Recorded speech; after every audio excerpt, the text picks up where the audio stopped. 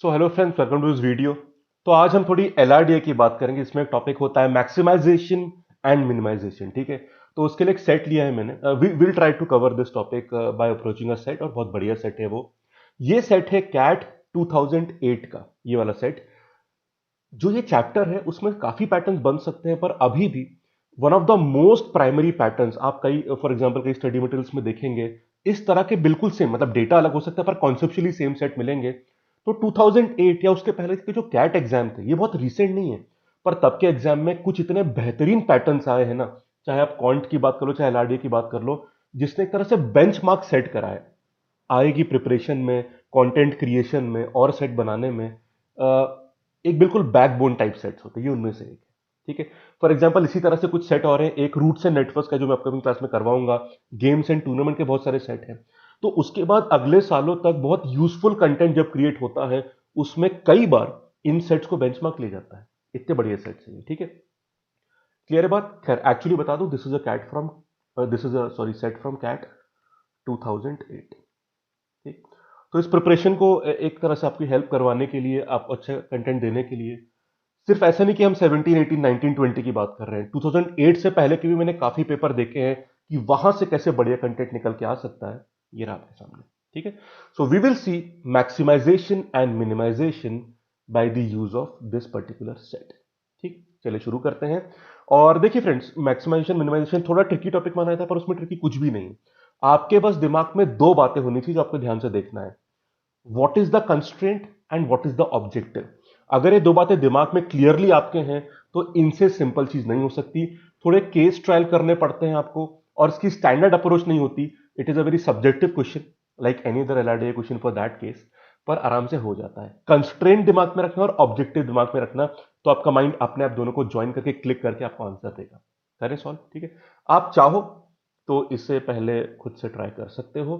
तो मैं आपको स्लाइड्स दिखा दूं, स्क्रीनशॉट लेना चाहो तो। ठीक है, पहली स्लाइड ये रही, पॉज करके ले सकते हो। तीन सवाल है, पहला, दूसरा, तीसरा।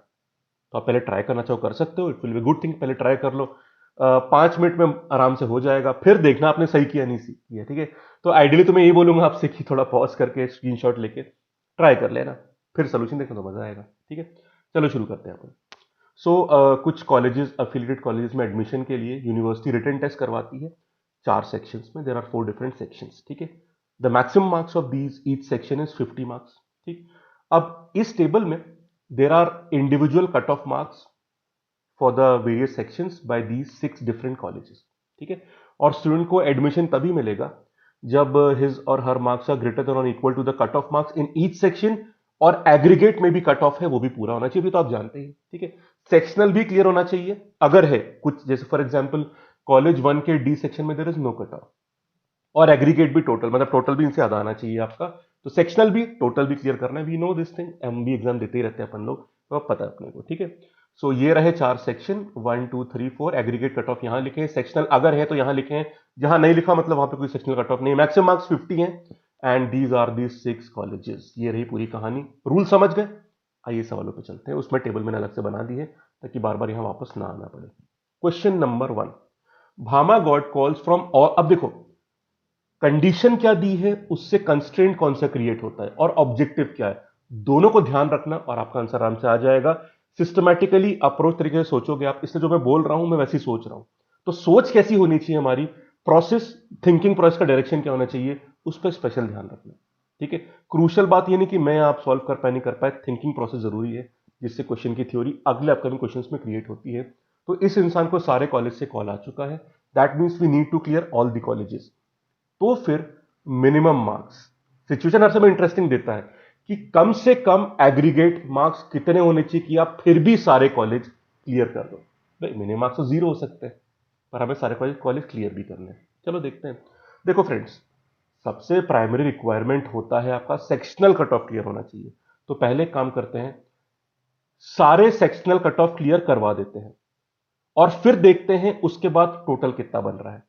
अगर उस टोटल में किसी का एग्रीगेट कम रह गया, मतलब किसी के एग्रीगेट से हमारे कम नंबर आ रहे हैं, तो नंबर बढ़ा लेंगे हम लोग। ठीक है, हो सकता है चारों सेक्शनल क्लियर करने पर हमारा सारे कॉलेज का एग्रीगेट भी क्लियर हो जाए, नहीं हो तो फिर टेंशन लेंगे उसका भी, पर पहले सेक्शनल तो क्लियर कर दें, ठीक।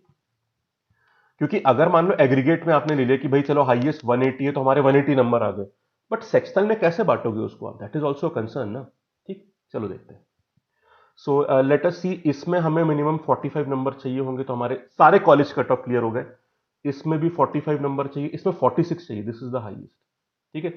हम मिनिमम निकाल रहे हैं, ठीक है, मिनिमम निकाल रहे हैं, पर उसके लिए भी हमको सेक्शनल कट ऑफ में हाईएस्ट वाले को पकड़ना पड़ेगा कि अगर वो क्लियर तो बाकी सब तो छोटे वाले क्लियर हो ही जाएंगे। ये 46 है और ये 45 है, आर वी क्लियर, ठीक है। तो इनका सम कितना बन रहा है, अगर सारे 45 होते तो 180 बनता, यहां पे 181 बनेगा, ठीक है। अब देख लो भाई, एग्रीगेट एग्रीगेट भी क्लियर करवाना है, सेक्शनल का काम तो कर दिया आपने 181 में, ठीक। एग्रीगेट सारे क्लियर हो रहे हैं नहीं हो रहे, yes, the highest aggregate is 180, आप उसे भी क्रॉस कर गए, तो this is not a concern, ठीक है।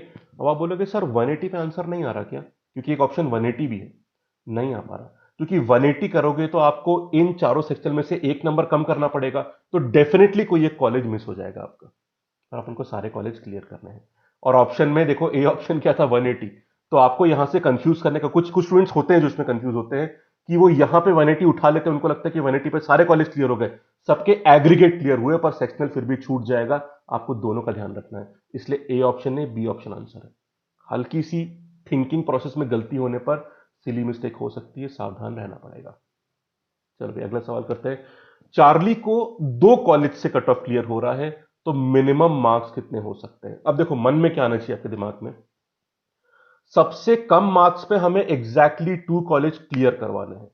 ये मैसेज और ये इंस्ट्रक्शन अपने माइंड को दे दीजिएगा, वो प्रोसेस करेगा फिर आपके लिए। चलो देखते हैं। फ्रेंड्स, पता है प्रॉब्लम क्या आएगी, मैं आपको बताता हूं। प्रॉब्लम यहां पे ये आएगी कि हमें यहां पे ये भी ध्यान रखना है, क्यों, देखो इधर देखो, हमें मिनिमम सेक्शनल मार्क्स चाहिए, तो हम सिर्फ एग्रीगेट में डील नहीं कर सकते, ठीक है। हमें सेक्शनल पे भी ध्यान, क्योंकि अल्टीमेट आंसर हमारा सेक्शनल नंबर से ही आएगा। अब एक काम करते हैं, देखो पर्पस सिंपल इतना है कि हमें दो कॉलेज क्लियर करवाने हैं, लोएस्ट टू वाले कौन से हैं, ये दोनों हैं, ठीक। 117 और 175। अब इतना तो क्लियर है कि आपको 175 तक तो पहुंचना ही है, क्योंकि अगर आप 175 तक नहीं पहुंचे तो प्रॉब्लम हो सकती है, ठीक। इन द सेंस कि फिर आपके दो कॉलेज क्लियर भी तो होने ना, आपको दो कॉल चाहिए यहाँ पे, ठीक।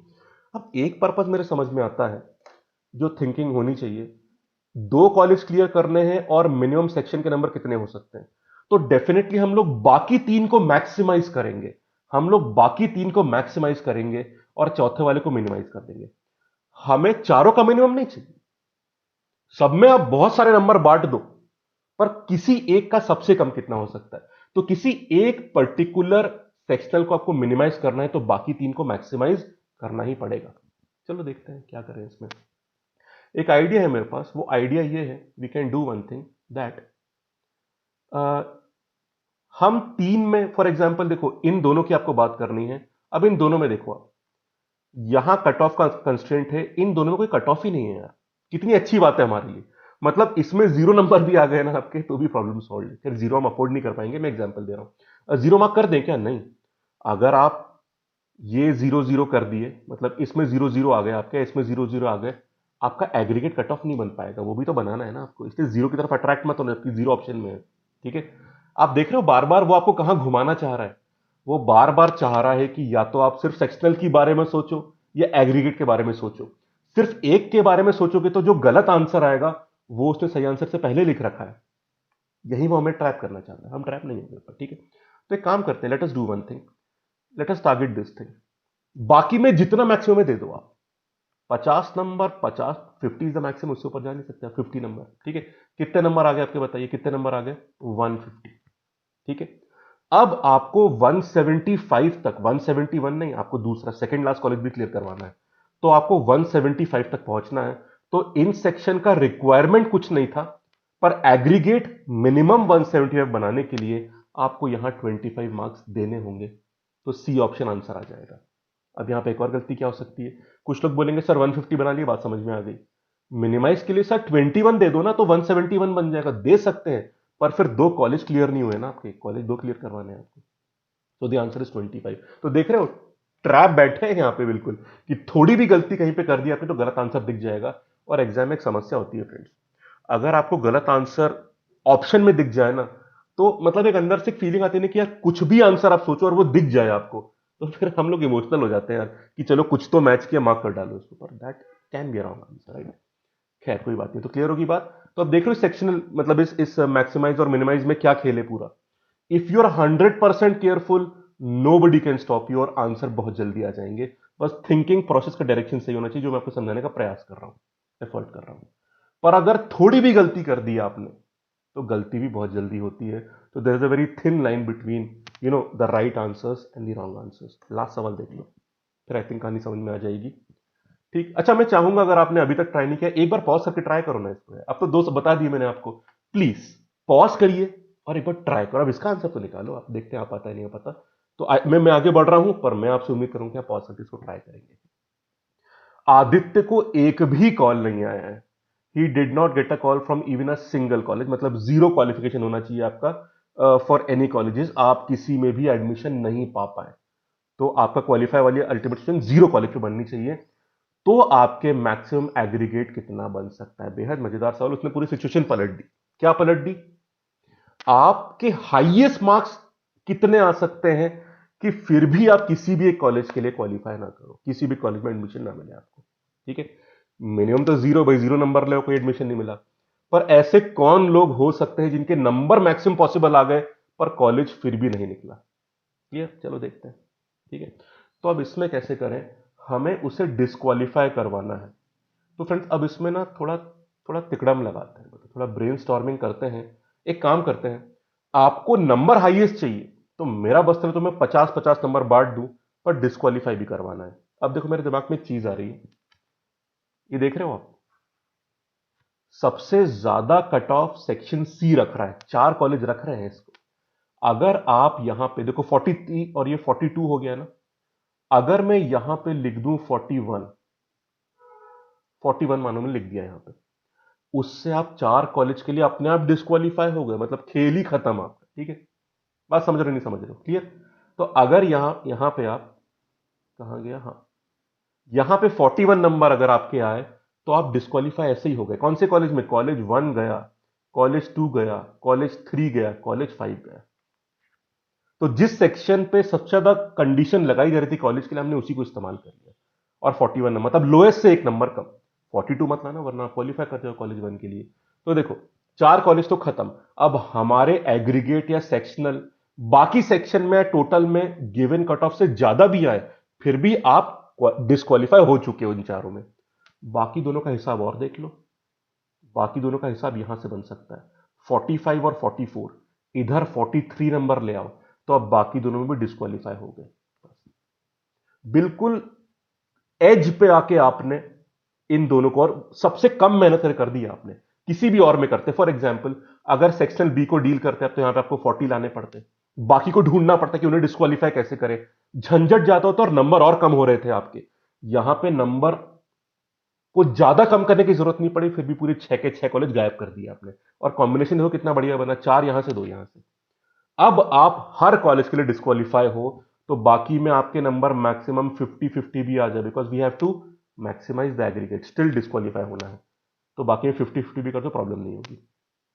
ऐड कर दो, 184 नंबर आ गए हैं फ्रेंड्स। और 184 नंबर की ब्यूटी देखी आपने, ये आपके पूरे 6 कॉलेज के एग्रीगेट से सबसे ज्यादा है। हाईएस्ट 180 उससे भी ज्यादा है। फिर भी आप पूरे 6 कॉलेज में डिस्क्वालीफाई कर रहे हैं इस पर्सन को।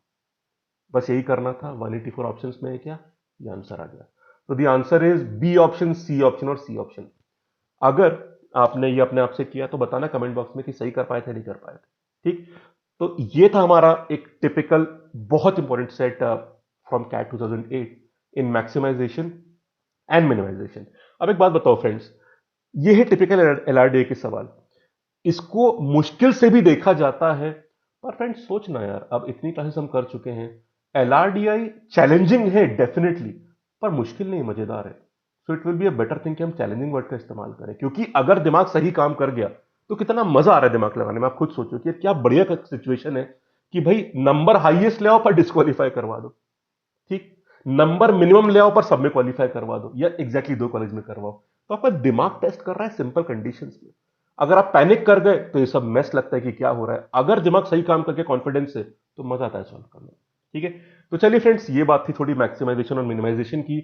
बहुत सारी बातें एलआरडीए और क्वांट में करनी है। फॉर एग्जांपल एलआरडीए में गेम्स एंड टूर्नामेंट्स की बातें करनी है। रूट्स एंड नेटवर्क्स के भी बहुत बढ़िया सेट जो मैं लाऊंगा आपके लिए, सिर्फ पिछले 3-4 साल में नहीं यार, पहले बहुत ही बढ़िया सेट छुपे हुए हैं जिनको आपके सामने मैं लाऊंगा। ठीक है, तो थैंक यू सो मच। अगर कहानी समझ में आई हो तो वीडियो लाइक कर दीजिएगा, चैनल सब्सक्राइब और बेल आइकन दबा दीजिएगा, और कमेंट्स, ऑनेस्ट फीडबैक कमेंट करना है।